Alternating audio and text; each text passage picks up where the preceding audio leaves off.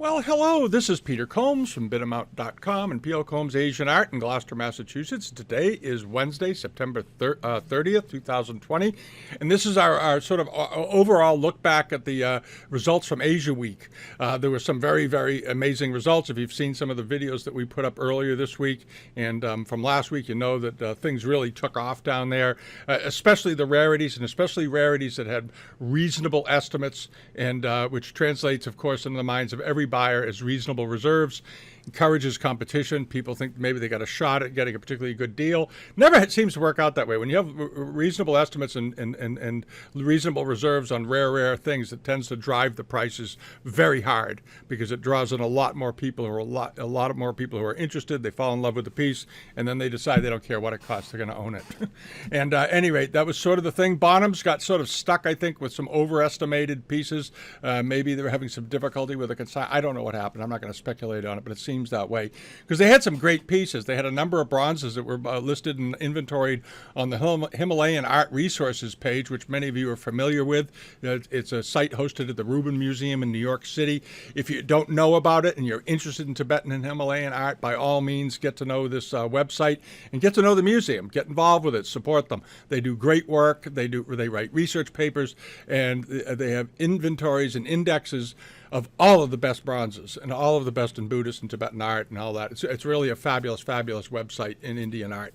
All right. But one of the pieces that was in the sale was this really nice Shakyamuni piece, measured about 12 and a quarter, 12 and a half inches tall, had I think a high estimate of about 150,000, and it blew through that like Sherman through Atlanta, ended up selling for $250,000. But it was a lovely piece, and deserved every penny that it reached. And then the other lot that was particularly notable in the sale was it was a pair. These are extremely rare. And one thing to keep in mind is when you see silvered Tibetan or Nepalese pieces, understand that in that part of the world, back in the 15th century, the 14th century, the 16th century, silver was more valuable than gold.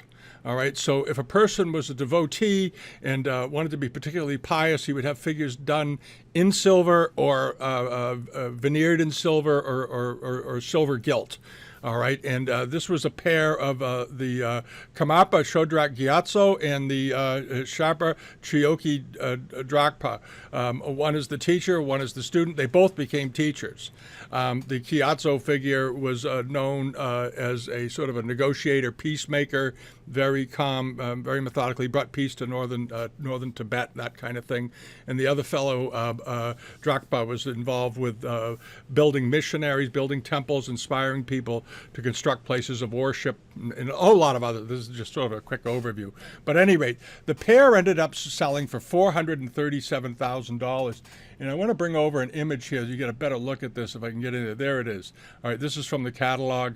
A particularly handsome photograph. I wanted to share that. Lovely detail, and who they are is delineated. One of the ways is by the color of their hats. All right, black hats meaning one thing, red hats meaning another, and so forth. The black hat, I believe, is the elder, and so forth. But anyway, it was just an absolutely fantastic pair of bronzes, and they did extremely well. $437,000. All righty.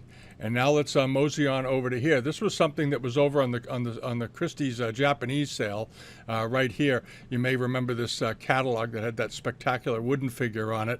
I wanted to show this because Korean porcelain, Korean pieces, Japanese pieces, they sort of seem to be in the same boat together for the last 15 or 20 years. The prices had been sort of soft. There wasn't a huge amount of interest in them. And in the last year or so, and I mentioned it in other videos, there seems to be a little life coming back into that market, the Japanese and Korean market. And in this sale, they had a really fine Joseon Dynasty 18th century vase, one of these massive swelled shoulder vases. This is a very unusual one because it had a very lovely scene of figures over playing at a go board with the immortal and so forth, but a very rare type because you don't often see this type of scene on Korean porcelain at all. And in the end, this got a lot of attention, ended up selling for $750,000. Quite a result, all right? That does not include the buyer's premium. All right, but just an absolutely splendid piece, and I was happy to see it because it's a good sign for the market, for people who collect. And this is something I want to get back to. I had mentioned this in one of the previews to this upcoming sale. This is a wood carving by Gado Gizan, and he was born in 1968. This is a living artist. He's in his early 50s now. He created this. And I think it is one of the most splendid contemporary wood carvings I've ever seen. It absolutely blew my mind. I actually showed it to one of my kids, and he said, "Boy, I'd like that," and just an absolutely powerful figure. It was about 40 inches tall, unbelievably well done with these giant iron staples holding sections together, sort of implying the power and strength of the figure, that you got to use steel staples to keep it together. Just a great thing. And there was a lot of interest in this. And at the end, it ended up selling for, basically 10 times its low estimate. It sold for $312,000 on an estimate of 30 to 40,000.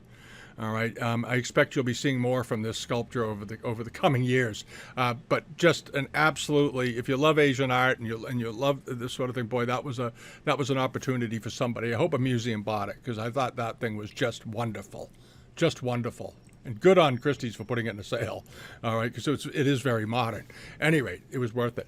And then on to this was a very nice pair of imperial presentation vases done by Sagaki or Namakawa Suzuki Workshop, probably done in the 1890s.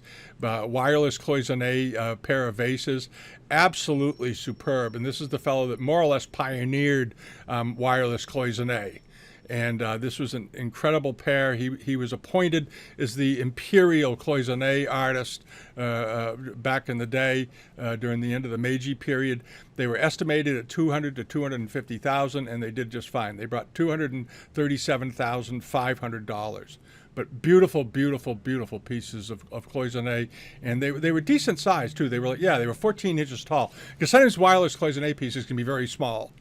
If you look at Namakawa Yatsuyuki pieces, they tend to be more on the small side. But this was a big presentation pair for these, and absolutely wonderful, top quality.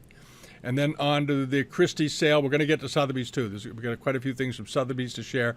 But this was one of the things came up. It was a fabulous Tang Dynasty white marble seated Buddha figure, but about 18 or so inches tall. We didn't talk about it in the preview. We talked about another stone sculpture that was in it, and I would have talked about this one. I didn't want to keep the video too long.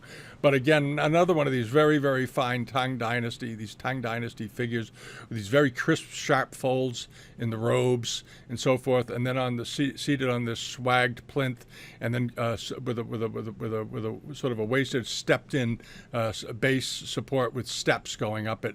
And as you can see, it originally had been painted, probably it was painted red and blue. These things were fairly brightly painted when they were first done. They were very exciting to see, and this did quite well in the end. It ended up selling for $143,000 against a high estimate of $90,000. Again, strength in the market, and this had come from the Arthur Sackler collection in New York in the 1970s. And let me see here. It had been bought and then it was bought in 2009 at a Christie's New York sale, and it was resold. But what a beautiful thing! What a beautiful figure! All right, and then over to this. We did talk about this Northern Yi Dynasty standing Buddha figure in the preview video. I just thought it was so darn beautiful. I just thought it was just so absolutely splendid for a whole lot of reasons, and a lot of I actually got a couple of emails from people that love this thing. I told them, "Oh, try to buy it. Good luck." And it ended up doing fantastically well. But as I said in the other video, it is a sublime piece. The way the robe is done, the robe is more or less sort of implied onto the body, just with the use of simple lines, just kept very simple and elegant. And this is the sort of what's referred to as the Northern Gupta style of carving, understated, elegant, but very fine details. The beautiful eye, the nose, the little pinched lips, and so forth. Really fine example. And it ended up selling for $2,550,000 against a high estimate of $600,000. So it went 400% over the high estimate. estimate. All right, and that we had talked about this, how difficult it is to make estimates on great rarities that have been off the market a while. This was acquired from Arthur Sackler Gallery collection in 1974, so it's been off the market basically for 50 years. All right, since it was in, since the last time it changed private hands. And then coming back to this this is from the Irving collection. It's this really great Qianlong period white jade, mutton fat jade, the elephant of the boys. And we did include this when it was sold live, so you could watch them selling this thing, because it took a little while. We edited some of those down. We didn't edit out any of the bids on the videos that we recorded, but what we did do, there were some fairly significant time gaps between one bid and the net bid. Sometimes it was a minute or two, and I didn't want to make everybody sit through it, so we sort of pulled those snippets out. But anyway, this was just a great jade. I loved it, and I was kind of surprised that it was being sold. I thought unless it's just coming out of the estate. But an absolutely great example, and it was estimated at $400,000 to $600,000, as I recall, $500,000 to $800,000, and it ended up selling for over $1 million. Which was not a surprise. We talked about it in the preview video, and I think I even said I wouldn't be surprised at all to see it go through that estimate, and it did. But what a great piece of jade. And it seems like jades of this quality, especially Qianlong jades that have very, very fine color in the stone, very pure, or 99% pure, and that are beautifully polished, there's a lot of demand for them right now, it seems. It just seems that way. All right, and there were several other examples. And then back to this. This is the Yongleo dish that was once the property of the Mughal Emperor Shah Jahan. We had talked about this because, oh man, what provenance was in his collection. This was from the Brown collection that went up. All their things did fabulously well. That we included a number of them in one of the videos we recorded the sale live. But this was really the highlight of their collection. An absolutely stupendous Yongleo dish with a beautiful barb rim on it. And it had an estimate of around, $200,000 to $300,000, which I thought was very reasonable. And it ended up selling for $1.4 million. And this was about a 14-inch dish, as I recall, 14 and 5/8 inches wide. But what a wonderful plate. God. And it was the kind of thing that if you're a provenance, if you like to buy things, collectors that want to buy things that have really great provenance, this is exactly what you're looking for. And it has provenances going to the Mughal court and so forth. And the plate was made, of course, in the early 15th century. All right, and then on to this. Just I wanted to show, this was something also from the Lenora and the Walter Brown collection, because they had a lot of other stuff beyond those Yongleo and those rare Ming pieces. They had a very fine, broad, general collection of Qianlong, Kangxi, late Ming, and other examples. They were very, very eclectic collectors. They had some great things. And one of the things that they had were these very nice, a pair of goo-form vases. They were over 20 inches tall, done in femi-vert. Very, very nice quality, and they were very, very pretty. The way the birds were done, the decorations were absolutely lovely all the way through, and they looked to be in quite wonderful condition. And as I said, they were big, 21 inches, nice size, not small ones. And they had last been on the market prior to last week in 1978. They were estimated at $30,000 to $50,000, and they ended up selling for the $50,000. But really, really lovely. And this was sort of I think all of the stuff in the Brown family sold. I think all of it did, or nearly all of it. And then on to this, the pair of Wanamaker boys jars. These we knew would get quite a bit of attention because it's a very, very rare type. The history, the provenance on them, they were acquired by the Wanamakers in the 1940s, as I recall, but spectacularly pretty. And the Wanamakers had an amazing taste. They had a home outside of Philadelphia, and they had a vacation home in Florida, and they had homes, I think they had a house in London. They were, pretty wealthy. At any rate, from the department store business back in the day. And they had this lovely, lovely pair of jars. Everybody was in love with these things because they're rare and they are pear. You don't see, that's the other thing too, is that when you have a pair of something, it really impacts the price. All right. At any rate, they were estimated at $800,000 to $1.2 million, and they sold for $1.65 million. And worth every penny, I think. And again, I think that was a lot that we had talked about and thought, I might go through that estimate. And this was something I didn't talk about in the last sale, but I kind of wanted to, but I didn't do too much with furniture. I didn't do hardly anything with furniture, just a few mentions. But there's a very nice pair of compound chests done in Zitan wood, late Qing, these were probably done, 1840 to 1870, I would guess, somewhere in there. But spectacular quality and done in Zitan. And as you know, Chinese furniture, Zitan wood is the holy grail, the purple wood of Chinese furniture because it's so carvable, the tone of the wood, and the quality of the carving on these two chests were just absolutely fabulous. Here you have, spotted deer on them and all kinds of other little creatures running around it. Beautiful surface, and it must have been in absolutely wonderful condition. And it was estimated at $400,000 to $600,000, and it brought $687,000. And it's not a terribly big surprise. They were probably imperial, or they could have well been based on the quality. But typically, late Qing furniture hasn't had all that much attention in much of the market, other than some China trade furniture. So it's interesting to see how these big, more traditional, but not Ming Dynasty or Qianlong period furniture, how they're doing in the market. And that was a good result for that. And what a handsome pair of chests. These cabinets are big. I want to point out, these aren't little chests. These are they're 96 inches tall, so they're 8 feet tall. These are big chests, big cabinets, but beautifully made. God, what workmanship. And this was sort of an interesting shocker. This was this Republican period, this iron glazed sort of compressed form bottle vase. Lovely shape. I think we talked about this. It was estimated at very modestly $10,000 to $15,000, but Republic. All right, and it's important to remember that that's 20th century. That's less, it's less than, basically about 100 years ago or less. All right, and this did fantastically well. It brought $212,000 against an estimate of $10,000 to $15,000. All right, and that is an interesting change of events for Republic pieces. It had a Yung Chen mark on the base. It was not Yung Chen. All right, that's the thing that's most important. It had an earlier reign mark on it. It didn't have any of the seals or marks that you typically see on 20th century pieces, other than when they copied earlier, 18th century marks. But this was a heck of a result. And there was another pair of plates that were sold at Sotheby's by Wang Bu that also did really well. A little pair of saucers. They were estimated modestly. We're going to look at them in a minute, and you'll see what I mean. And then moseying on over to here was this great, big, magnificent bronze of Shiva. This is an Indian Chola period made about 1050 AD. But this was a big one. This one was 32 inches tall. It was estimated at $1 to $1.5 million. There was a ton of interest in this, as there was in this same sale that also had the Ganesh figures and those other bronzes.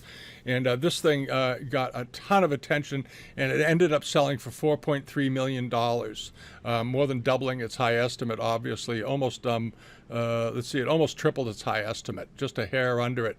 Absolutely spectacular piece right here. And this was part of the Allsdorf collection. I should mention that, okay?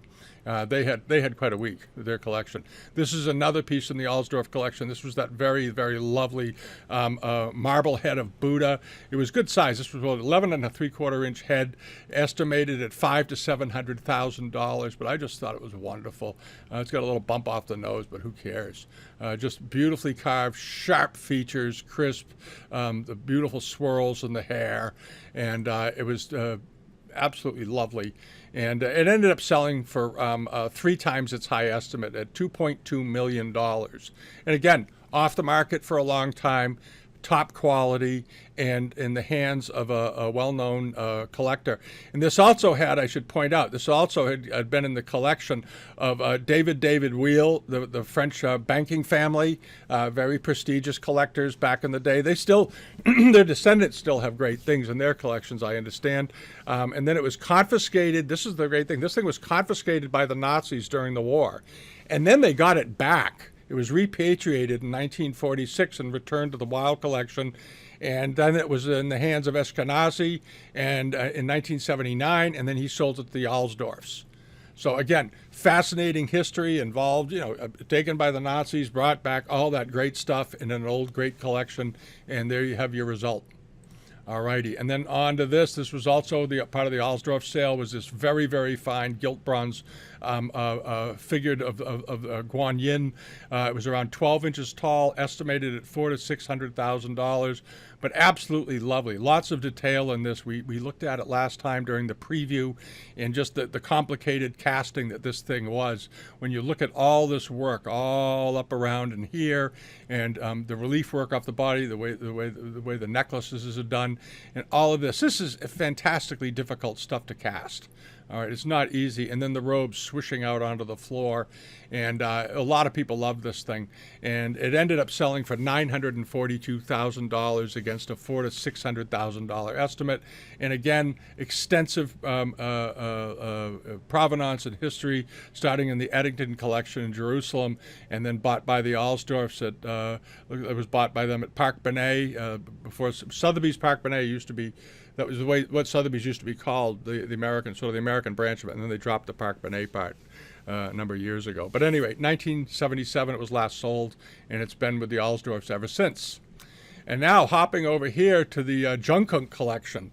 The Jungkooks, Stephen Jungkook as many of you know, was a very, very famous collector. He lived in the Midwest, owned a tool and die company, made a lot of money manufacturing things for the military, and a very patriotic guy, and got fascinated by Asian art and built a massive collection, to put it mildly. The Sotheby's and Christie's have been auctioning off stuff out of the Jungkook collection, it seems, for decades. And one of the pieces, this was a jade, part of their jade collection. There's been bronzes, porcelains, all kinds of stuff. And limestone figures. Last year they had the Tang figures, the big statues and all that. This was an absolutely great Yongchen period, Kangxi to Yongchen period. They're not sure really. A russet jade group of Taoist immortals.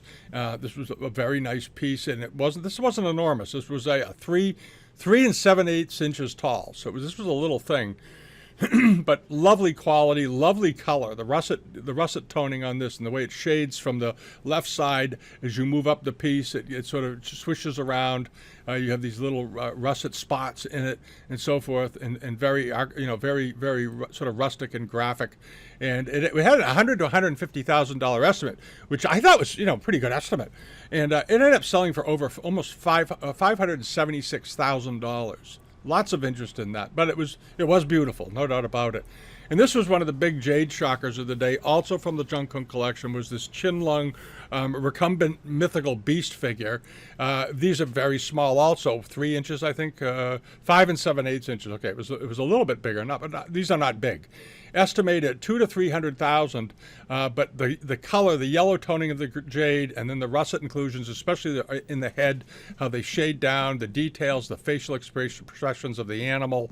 But if you look at the details, wherever you look on this, it's just absolutely perfectly carved, perfectly polished.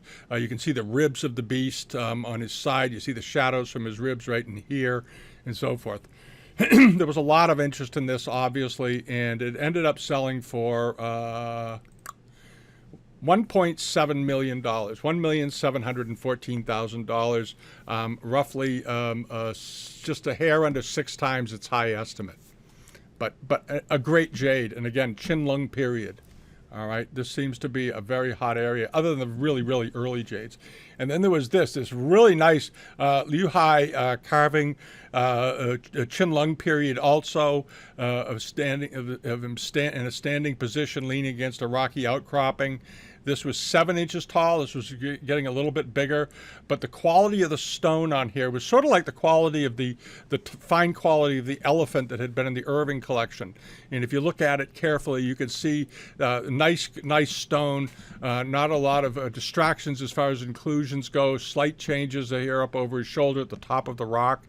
And but the facial expression, the head tilted down, and if you look at the reflections, you get a sense of just how beautifully finished this was, or in the center of his body where his stomach is. You see those reflections, and you can tell that it was just beautifully hand polished down meticulously over a long period of time. These take forever to make, and it was estimated at just $60,000 to $80,000, and ended up selling for $277,000. All right, so roughly, again, you're back at 3-4 times, almost just about 4 times your high estimate. And then moseying on over here was the Kangxi porcelain collection. That was it. So this was sort of a smaller sale, or I think 20, 25, 30 lots in it. And it was a little bit spotty. Some of the things didn't sell. The estimates might have been a little too aggressive, but the rarities did really well, as you can see with this yellow two-handled, unwide decorated cup. A beautiful, beautiful example. There's one of these in the British Museum. It's a famous type. Sometimes they're shown with under trays. There it is with the five-clawed dragon in it and those sort of industrial handles tacked onto the sides. But beautiful, even, soft yellow color. Lovely, lovely color. And the way the decoration carved into the body was done, the pooling of the glazes really creates the outline and highlights the dragon beautifully all the way around. It was a really nice example. And it, of course, is mark and period. It was estimated at $20,000 to $30,000, which seems, I actually thought that seemed kind of low to me. I thought maybe $60,000 to $80,000. Well, I was wrong. Christie's, Sotheby's was wrong. It sold for $240,000, or call it $250,000, basically. But a very rare cup. And these aren't big either. These are small. A lot of these things are small packages, 2 3/4 inches. That was it. Tiny cup. Tiny cup, but spectacular. And then this was also in the Kangxi collection, the ever popular peachbloom stuff. This was a nice Kangxi mark and period example. It was estimated at $80,000 to $120,000. These are notoriously tough to date. Not to date, but to estimate. And they tend to be off all the time. It ended up selling for $289,000, or 2.5 times its high estimate. But it had lovely colors. It had really lovely, lovely cover and toning, and it goes from this very, very soft pink color to a deep red. Lots of bubbles. You can see the bubbles actually just from the photograph in the glaze. Nice example.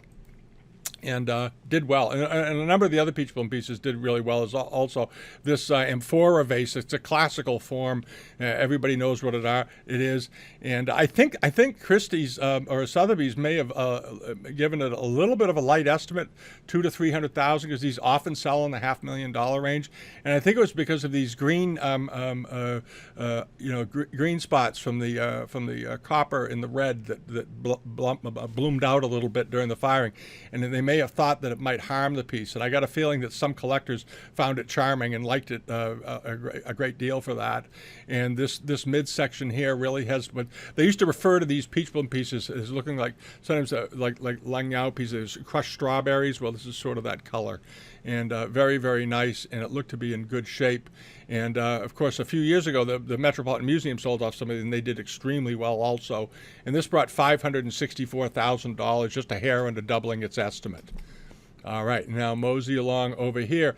These are the Kangxi period examples of copies of the famous Chenghua period chicken cups, the famous chicken cup that sold years ago to that famous collector in China for $35 million. They brought them back, and they did some of them during the early Qing Dynasty. This was a pair from the Kangxi period, beautifully done, very, very close to the originals. The tones of the enamels are slightly different. The underglaze blue's a little bit different, and they were estimated at $80,000 to $120,000, and somebody stepped up and paid $352,000 for the pair. All right, but again, rare, beautiful, legendary histories. All of it helps. And then over here we had another one of these peachbloom brush washers, Kangxi period. This is one of from the famous sets they made. But the color on this, I mentioned last time, I thought the color on this was splendidly even. Just absolutely perfect. No blooming in it. Just absolutely even and perfect. Nice white interior glaze, beautifully potted, nice compressed shape, wide bulging sides.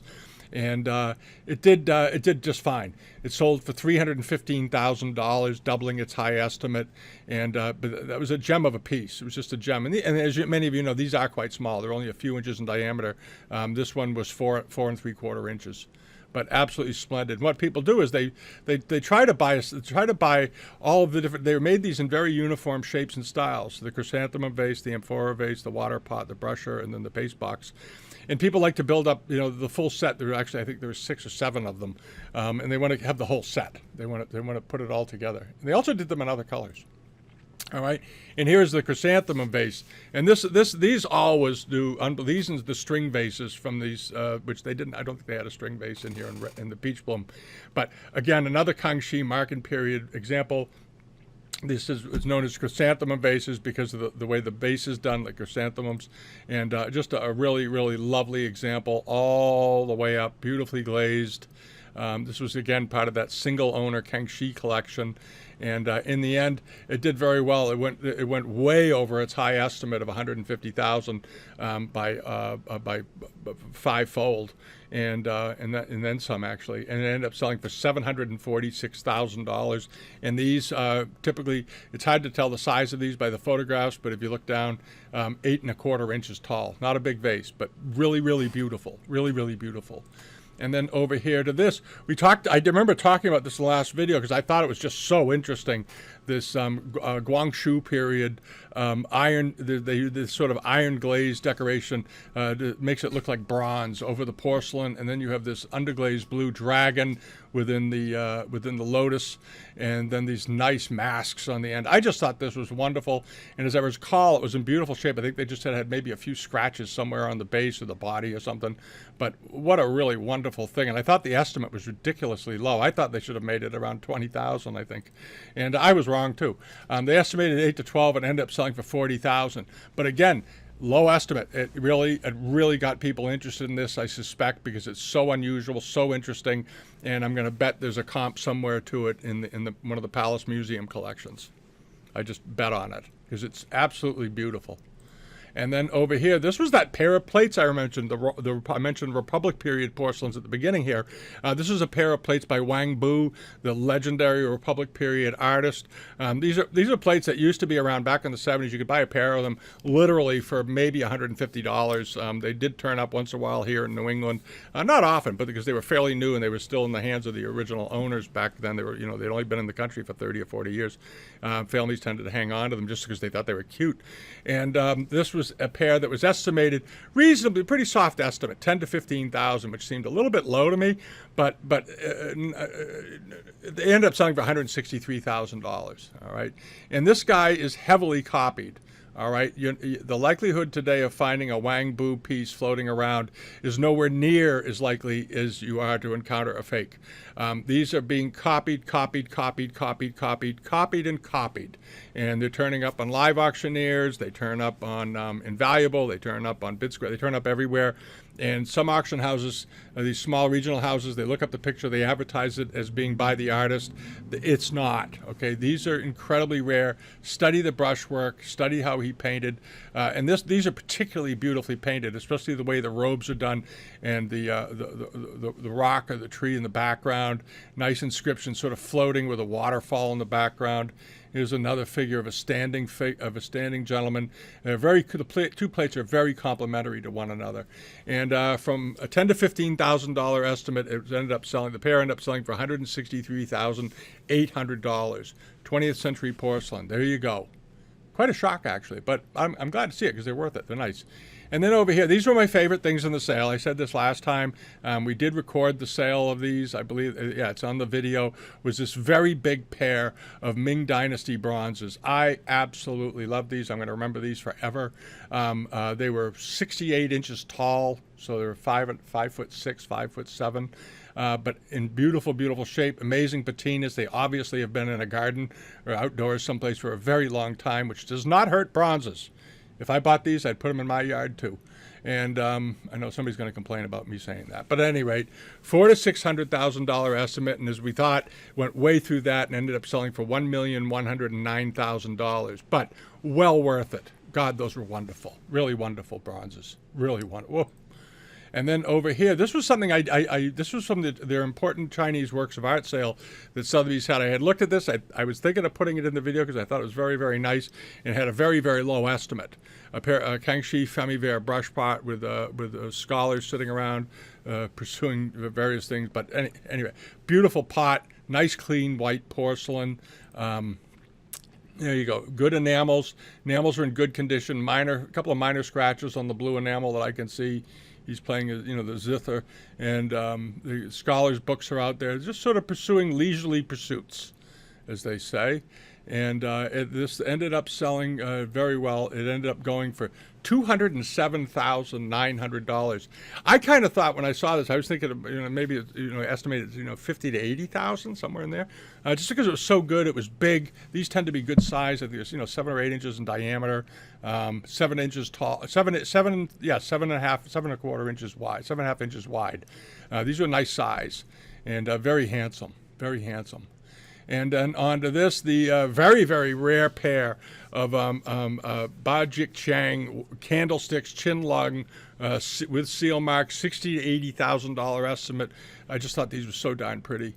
And beautifully enameled all the way through, and they look to be in nice shape. You see the rain mark under the rim where the wax would pool up and so forth here, the tops. And had a lot of interest. They sold for $289,000. Again, way over estimate, which was sort of the thing of the day. And we've shown this a couple of times just because it was so spectacularly pretty, with a very modest estimate, $150,000 to $200,000. Qianlong, underglaze red and underglaze blue, but beautiful colors and beautiful drawing. The drawing on this vase was particularly good. Very, very good. Just the right balance of negative space and color, and the designs were all very complementary to one another. Absolutely lovely all the way up. And then you finish with that very simple lotus and vine decoration around the top. And it ended up going for $842,800 against basically a little over 4 times its high estimate, all in, including the buyer's premiums. All right, now heading in, there's just a couple of more things here. I don't want to keep everybody all day. Is this absolutely lovely Western Zhou Gui. What was really nice about this, what caught my eye, was the evenness and the tone of the patina on this. That beautiful, beautiful green. It wasn't blotchy. It was very even. The relief work on it was still nice and crisp under the rim. The masks, the handles were beautifully, beautifully done all the way down. They're not worn around the eyes. Overall, just in lovely, lovely shape. And it was estimated at $100,000 to $150,000, and it went for $478,000. But the color and patina of bronzes has such a massive impact on its value. You can have 2 bronzes that are virtually identical, and the one that's got the winning patina, the beautiful surface, the surface that you can feel it, that's the one that's going to take off for you every time. And then back to this was one of the main events of the week, was this really, really rare Fanghu bronze, Warring States period.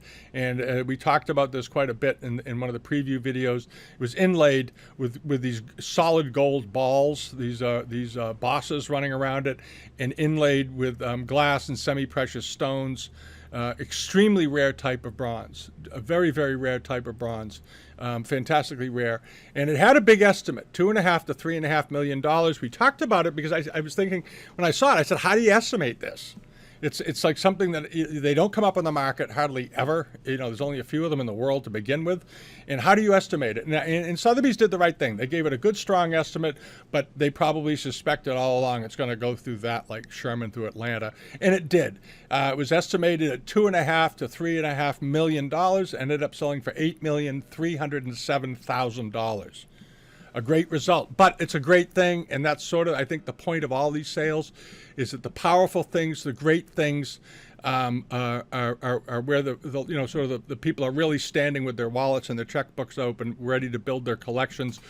People are getting very, very refined in the upper ends of the market, and they're looking for the best of the best, and they're willing, I think, to get rid of maybe 10 lesser things to end up with one great thing, which is a very nice way to collect.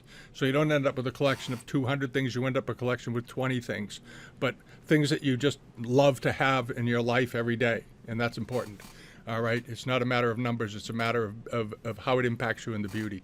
So anyway, that's just my little spiel on that. Anyway, that's it. We're going to take a look, and we'll do a video. We're waiting to get some images together over for the Hong Kong sale. There's some exciting stuff over there, and again, it'll be interesting to see how they do against the economy and in the political situations happening right now in China and Hong Kong and foreign relations, blah, blah, blah, all that crazy stuff. And just stick to collecting antiques. Let everybody else go do what they want to do. All right. Have a wonderful week. I'll see you in a couple of days with the regular weekly video, and that's it. Subscribe if you enjoy our videos, please. Come over to Bidamount.com and poke around. Use the site, use the forum, post images, share things. Give us a thumbs up. Leave a comment. I love the I do read the comments. I don't always comment because I often have a bunch of things doing. I'm usually seeing them when I'm at home, and but I do enjoy it, and I very much appreciate them. I really do. All right. Have a lovely day, and we'll see you all next time. Bye-bye.